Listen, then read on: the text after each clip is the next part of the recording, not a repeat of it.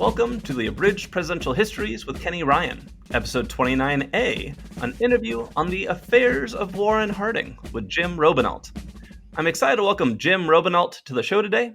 Jim is a lawyer and author of several books on American history and the presidency, including The Harding Affair, Love and Espionage During the Great War, which explored President Warren Harding's affair with Carrie Fulton Phillips. And that's what we'll be discussing today. Jim, thank you so much for your time. Kenny, great to be with you. Thank you.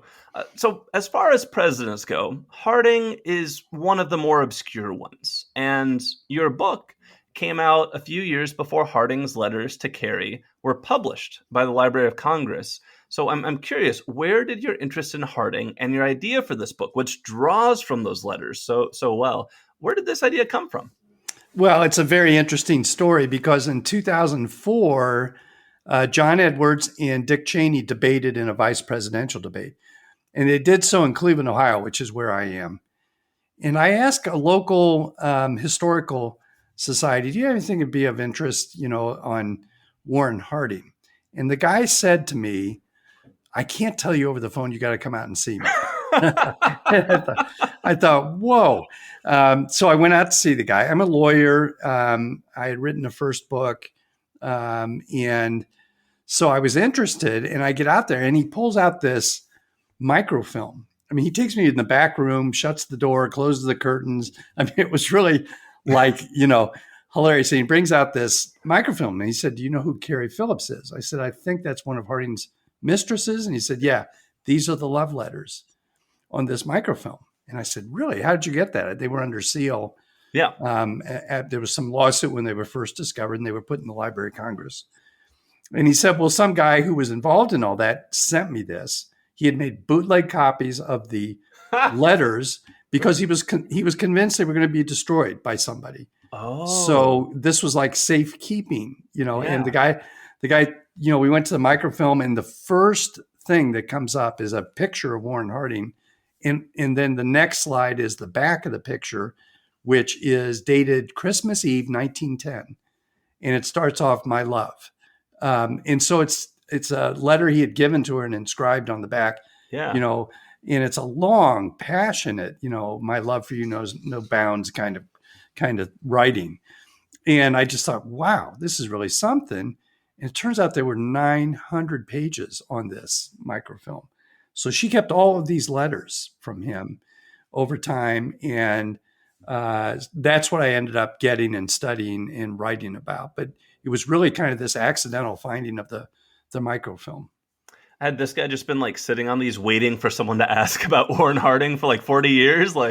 Yeah, well, no, this guy knew that they were under seal. So the reason he came forward to me is that he knew I was a lawyer and I'd know what to do. And so I called I talked to the Harding family and said, do you mind if I look at these things? Because somebody's going to write about them. Yeah. And so I started, and it was a real labor. I mean, this was his handwriting. Right. It was not typed. And so I had to get them transcribed. I had some people help me do that. And then I had to figure out what's the backstory behind every one of these letters, because a letter would be dated January 5. Well, was it 1912 or 1918? It makes a big difference. Yeah. And so I had to find out from the internals of the writing what the date was. And that caused me to learn the whole story about his time becoming a U.S. senator and then his rise to the presidency. And this is against this backdrop of this, world war, this great war that shows up. And it turns out I sent out some Freedom of Information Act requests that ask about her and her husband. Yeah. And what came back was she was being followed as a German spy during the First World War. And so that just broke the whole thing wide open and made for a fantastic story. Yeah, I tried to read some of his letters, and I can second that. His handwriting was not easy to read, so that must have been quite the project. Yeah, transcribing it. It was. And he was also, Harding has a ton of myths about him, that he was stupid, that he had African-American ancestors, right. All sorts of things about him have been written that are just false. I mean, just false. And one of the things, for example, is that he was not very literate. He read all the time. He was a newspaper editor. He wrote, and I had to figure out some of the words that he wrote. Like, for example, the one I loved the best was propinquity. And you will agree with me that propinquity will work wonders. Well, that means just closeness to somebody, but it's kind of an old-fashioned word.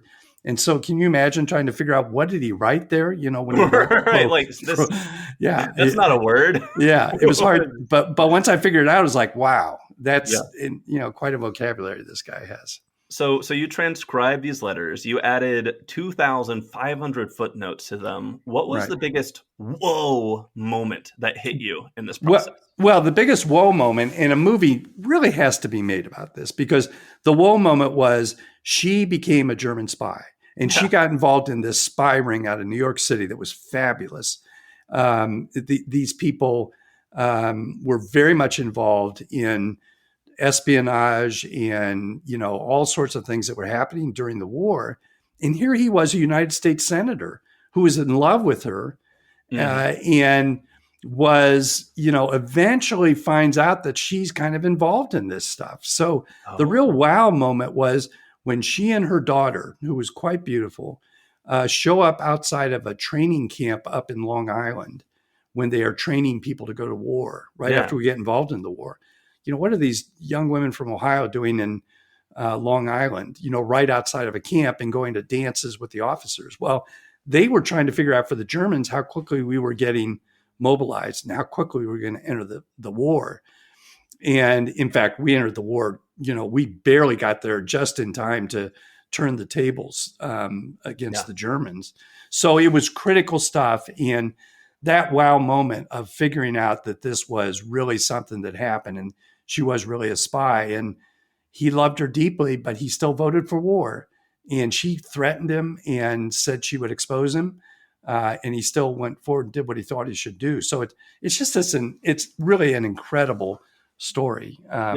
Some movie has to be made at some point. It does. This is all crazy. Can you go like a level deeper with this on me too? Like, how does one become an Imperial German spy? What was the evidence? And tell me more about what she was doing for him. Was there anything else besides looking at these camps? Yeah. So, it starts with the fact that she started this affair with Warren Harding in 1905. So this was no Monica Lewinsky type of situation. At that point. Yeah. This is like a 15-year relationship. This was the love of his life. The woman he married was very sick. She had a bad kidney. And it's clear that they had a pretty sexless marriage as far as I could tell. Yeah. And it's clear this woman was his outlet, because these are very steamy letters. They are. Very, very graphic, but real highfalutin love letters too. I mean, some of them are quite beautiful. He was a good writer, and she really brought that out in him. So they started this affair in 1905. By 1910, he had run for governor of Ohio and lost. And she thought he was going to be out of politics and that he was going to divorce his wife and marry her. And he didn't.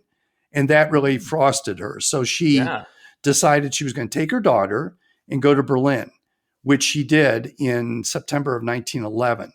So remember, the war breaks out in 1914. Yeah. So she's in this imperial city, Berlin, living near the Berlin Zoo that's very famous. Yeah. And, she becomes extremely enamored with Germany, German culture, the Kaiser, the military facets of it and so forth. And she goes there just thinking she'll get away from Marion for a while, and she ends up staying for 3 years. Wow.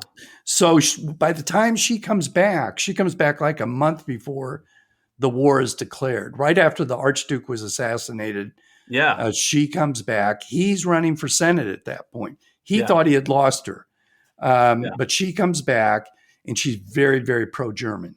And so that's 1914. We don't jump into the war until the spring of 1917. Right. And during that time, she becomes more and more pro-German, more and more thinking that the British were at fault for the war. By the way, the First World War was very complicated about who was responsible. The British did a blockade of Germany that was illegal under international law. It was a very complicated situation. And America had like 20% of its population were German Yeah. Americans. So Hmm. there was a huge split in the U.S. A lot of people supported the Germans Yeah. during that war. And so she became very, very pro-German. And eventually, once the war breaks out, her daughter gets engaged to a guy who's part of this New York spy family. That's Oh, a German family. They even have a baroness in the family. And fancy. My family so, doesn't have a baroness. yeah, so this baroness gets caught down in Chattanooga. Yeah. There was another camp down there where they were, training people to go to the war. And she's caught with a guy under her bed who's half her age, who's a lieutenant in the army, and has a code Yeah. that when he ships out to go to Europe, he will send her this code saying X. And that means I'm leaving from this port, or Y means I'm leaving Yeah. from that port. Just Yeah. clearly spying. Yeah. And Yeah. she's arrested for espionage down in Tennessee. And that arrest rings alarm bells up in Marion, Ohio by the postmaster, who reads about it in the newspaper and remembers that Carrie Phillips' daughter, the one I told you about, who was quite Yeah. beautiful, was engaged to this somebody in the baroness's family. And Yeah. so kind of put two and two together, and they started to follow them. And so they were being followed by agents, and they were Wow. definitely involved in espionage during this time. And so it was an extremely interesting, fascinating story. This great love affair set against a world war and a guy who would become president of the United States. It just doesn't get any better than that. That is wild. I also I think of comedies I've seen of like Marrying into the Mob. I haven't seen Marrying into the Spying yet. Like so it's a new genre we got to explore. Yeah. Well, America had spies. Both the British had spies and the Sure. Germans had spies. Yeah. Yeah. And the British were better at it than the Germans. They were kind of heavy-handed and all that stuff. And then you had the Zimmerman Right. Absolutely. That's a cable. case. Very All good example of that. Yeah, yeah. So it's so interesting because their love affair started way before this war was on the horizon or anything like that. So it's just they ended up caught in this situation where he had the right to vote for or against war, Yeah. and she began to really push him on that front. Now, do we have any sense? You mentioned the government's following her, thinks he's a German spy. Does the government ever come to its senator and say, hey, we think you're having an affair with a German spy? Like, does he ever find out any of this? Or Yeah, is it all unknown to him? no, well, first of all, he had to have had great suspicions because she was Yeah. very vocal about it being pro-German. Sure. Sure. And once we got in the war, he told her, lower your flag essentially, and Yeah. support the American flag. But she kept it up. She was very strong-willed, very strong-headed, and so at one point, somebody from the Army Intelligence Unit comes to see him in the Senate office. Can you imagine this scene? Yeah. And says, we know you're having an affair with this woman, and we also believe she's a German spy. Whoa. And so he writes a letter in response saying, I know she's really pro-German, but I don't think she is involved in this. But Mm-hmm. behind the scenes, and some of these letters that I got, these secret letters that we're never supposed to see, that he writes to both her husband, Jim Phillips, and to Carrie herself, essentially saying, I'm sure you're not doing this, but whatever you're doing, knock it off, because you're about to be arrested. Yeah. And he was quite fearful that she was about to be arrested. Yeah. And so she lowered the temperature at that point. Got And then I think she kept these letters for the rest of her life, always worried that she might be arrested, and this would be kind of her ticket out of jail kind of thing, to say, if you're really going to push this, I'm going to show that I had an affair with Warren Harding. Yeah. I mean, it's always nice to have a get out of jail card. Yeah. Or Yeah. 100. Yeah. So, I mean, but he eventually found out about it and told her to cool it, and told. But the odd thing is, I think her husband knew she was having an affair with Harding. I'm sure he did. I wonder about the two. 15 years and all the details of it. Like, how does he not know? And yet he and Jim Phillips and Warren Harding continued to be friendly. It's an odd thing to me, but he also, I think, was kind of telling his wife to knock it off because she really was very close to being arrested, Yeah. especially after this Baroness got arrested down in Tennessee. Yeah. Yeah. Cool. So this all kind of leads to a different angle. This I feel like whenever I discuss, presidents or politicians and sex scandals, and any conversation of Harding leads to a conversation of presidents and sex scandals, should we care about any of that? There's a part of me that says, who cares what a politician does in the bedroom? It doesn't affect me. But there's also a part of me that knows an affair could lead to blackmail or favoritism, not to mention if you accidentally get entangled with an espionage agent. Yeah. So I'm curious, what's your take on this, on whether Americans should care about who their politicians are sleeping with? Yeah, I think it's a good and very complicated question, because one thing we know for sure is we've had many presidents who've had affairs, famously. John Kennedy is the best example of it. Franklin Roosevelt died when he died in Warm Springs, Georgia, right at the end of the Second World War. A woman named Lucy Rutherford was there with him, who was a person he was having a long time affair with. Woodrow Wilson had an affair with a woman that he met in Bermuda when he went there to recover from one of his early strokes, before he was president, and he had kind of an affair with her. So I think in part, this high libido goes with politicians. I think it kind of, these are people who have big egos, and they want to be loved, and they're doing it because they, want to be recognized. And I think part of that, Henry Kissinger always talked about how, power is the ultimate aphrodisiac, as he put it, during his Nixon years.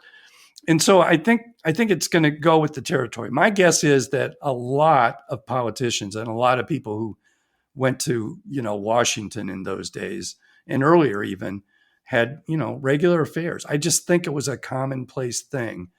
And I think when somebody becomes president, we know more about it because they became president. So that's one way to look at it, that I think it is commonplace. The other way to look at it is, though, that, presidents are supposed to represent, the highest morality in the country. And it is not something that goes with the territory of being president. It's kind of, it is a problem.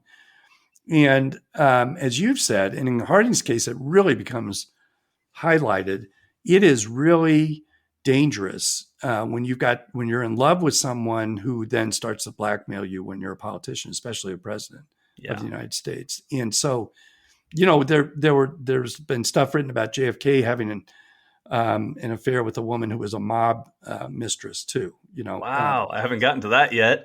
yeah, and I think it's fairly convincing that did happen. But, this is just, these things get really, affairs like that when you're in political life can get out of hand very quickly and cause all sorts of problems and so forth. So it's not something I think is to Harding's credit, except this was really a love affair that lasted for a long, long time. It wasn't just because he was Bill Clinton in the White House with, Monica Lewinsky. It was very different. He had that kind of an affair with a woman who got pregnant, actually. Her name was Nan Britton. Yes. Yes. We talked about Nan Britton in the past episode. Yeah. So, but that happened exactly at the time when he voted for war, and the relationship really chilled with Kerry because of that. Yeah. And so he ended up, this young woman really did chase him around, but she was very young. He had no business having an affair with her. He did. She had a baby, and then he really didn't support that baby. And only recently we found out through DNA that in fact she did have an affair. The daughter was his, and there's now a family out there, actually in your part of the country and out in around Portland. Yeah, exactly. Who are descendants of his, the only descendants of his. Yeah, it's kind of wild how much news there's been about Harding in the past decade. You don't expect your presidents from 100 years ago to suddenly have all these things coming up like that. Yeah, well, my book kind of pushed it, because when my book came out, one of the Harding relatives contacted me and said, "I'm going to start doing DNA. We're going to find out." Oh, nice. So it was really my book that started that journey. That's awesome. To finding out about it. And the guy who did it, a guy named Peter Harding, is a story unto himself. He lives in Yeah. Big Sur, but really interesting guy. Cool. So that's what started that journey. I also just want to say to your first point earlier about politicians tend to have a lot of affairs. Definitely, I've read a lot of history, and there came a moment where I was like, everybody's sleeping with everyone in history. Like, Yeah. man, these people are wild. Yeah, it's human nature, and politicians are, humans on steroids in a lot of ways. So, it really, I really firmly believe it kind of goes with the territory. Now, I'd love to talk about the rest of Harding's presidency with you too. And in our emails setting up this interview, you made the good point that Harding, he certainly inherited a really difficult situation when he became president.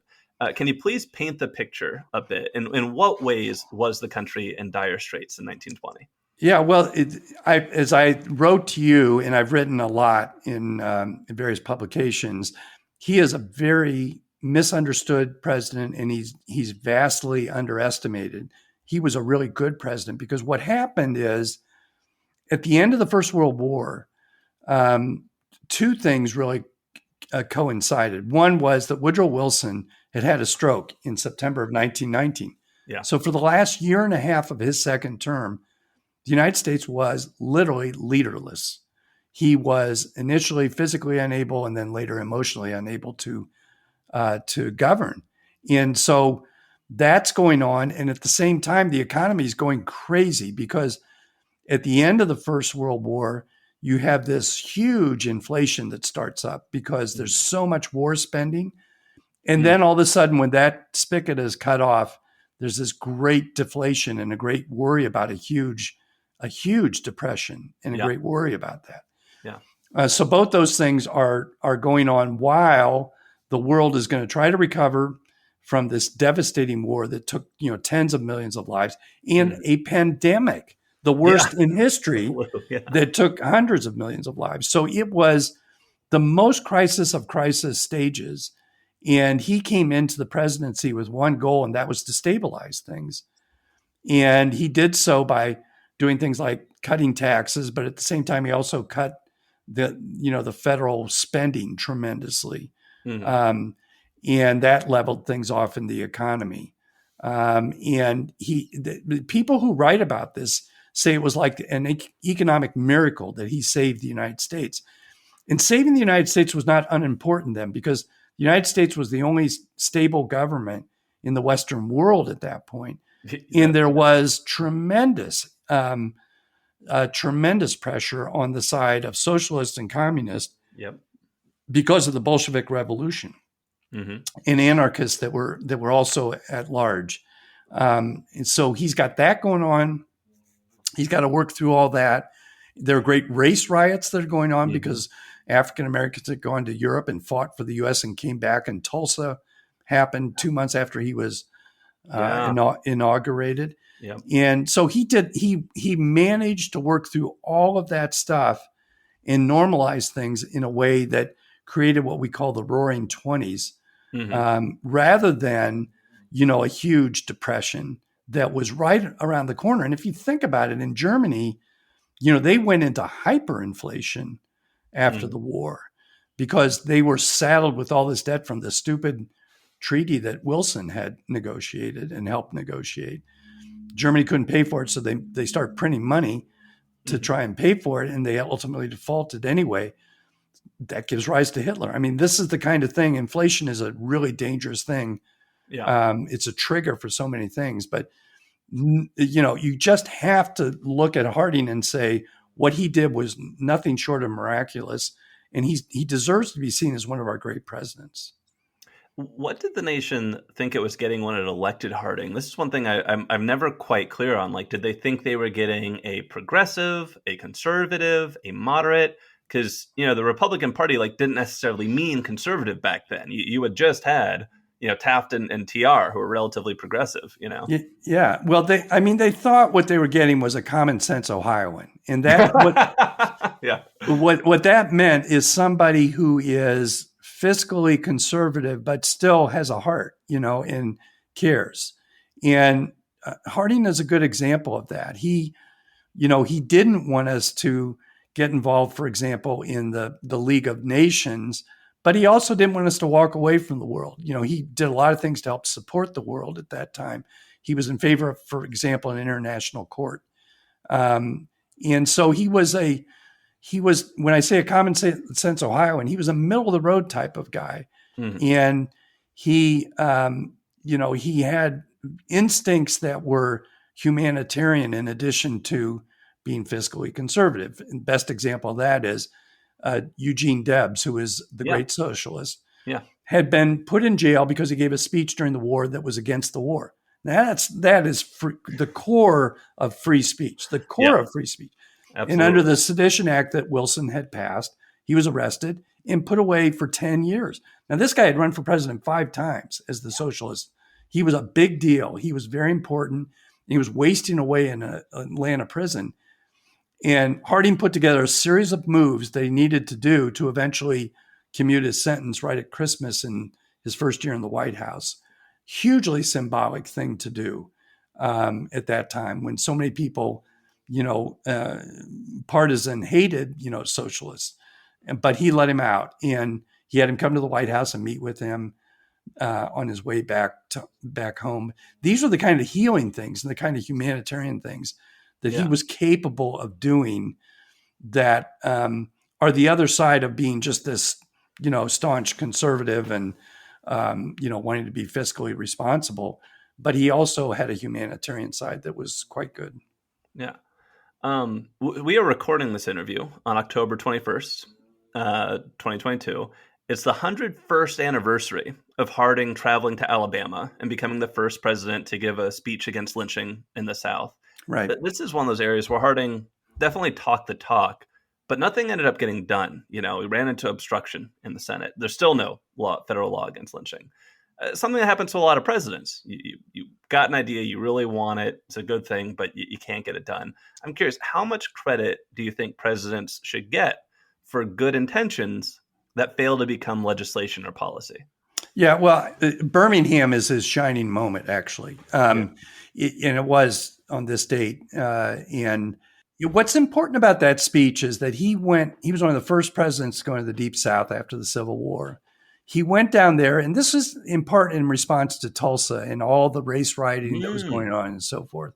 Yeah. And he went down there and he said, look, I'm for political equality. Blacks should have rights the same as whites, and they should be able to vote just as whites are able to vote. And he says, don't misunderstand me. I'm not for social equality. That works itself out. But I am for political equality.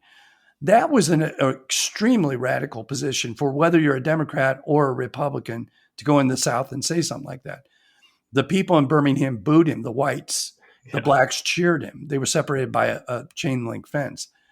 But it was very courageous speech, and it really was his idea more so than the lynching issue, which he did try to get an anti-lynching law passed right when he became president. Here, what he was trying to do was to say, blacks need to have political equality. And remember, they are in the height of Jim Crow and repressing the black vote. Yeah, you got a resurgent KKK these years. Right. So this is where presidential leadership counts for so much. You have to take these positions, and you have to have that courage to take these positions. And so, in many ways, that set a tone for later years and later things that happened. And yeah, he was in a time when the South was being brutally run by Democrats, and what he was trying to do was to get more Republicans, in the South and get more voting. But really, it was just a statement of political equality that was the equivalent of a Lincoln, Emancipation Proclamation. It was really a strong statement, and he deserves all the credit in the world for giving that statement. And what about the second part of this, though? Like, absolutely great statement, all the right intentions, but nothing actually happens. No law actually changes. How much credit do you think presidents should get for that? Do you think that you get full credit for wanting something that doesn't happen? Is there a sliding scale, or is it, you didn't get it done? Yeah. So we're not counting this when we grade like how great a president you are. Yeah. Well, I think if you think about what he was addressing, Yeah. he was trying to change the South, and the South was not Republican. That wasn't his party. It's It true. was Yeah. it was all Democrats. And Yeah. so once you get to Franklin Roosevelt, you're going to have this steady Democratic governing from FDR through Truman, JFK, Johnson, and that's when they start changing with Yeah. the Civil Rights Act in 1964. Harding can be seen at the front of that parade, but it takes the Democrats in the South to finally say they're going to stop acting the way they're acting through Yeah. Johnson. And you saw what happened when that happened. Johnson, said, "I'm losing we've lost the South now for forever, essentially," and it has turned totally Republican from totally Democrat. Yeah. But so Harding was really kind of at the beginning of that change that was going to happen. But during the interim, before LBJ did the '64 Civil Rights Act, the Democrats, including FDR and JFK, were beholden to Southern Democrats to get their office. So you can't blame the Republicans or Harding for that issue. Yeah. So I think the answer is that sometimes change like that takes a long time, but you really have to start in some way and start putting your flag down. Cool. So you've argued that Harding should be considered better than he's considered. He's generally judged very poorly, but you think he deserves a better shake. I'm curious, where do you think he belongs? There's 46 presidents. Where in that list do you think should be Harding's home? Yeah, I think he's in the top quartile. He's always seen as like dead last, and once I really started looking at his record and what he did, and just this idea that you're a president who saves not just this country, but in a sense helps save the world right after the Second World War from devolving into total chaos.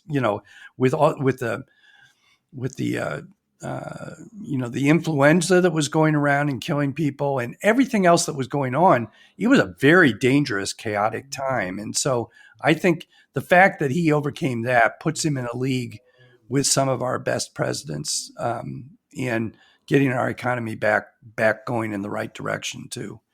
So I think he's on the top quartile. You could argue he's in the top 15. Cool. Last question. This is a question I'd love to ask everybody. What lessons in leadership do you think we can learn from Harding?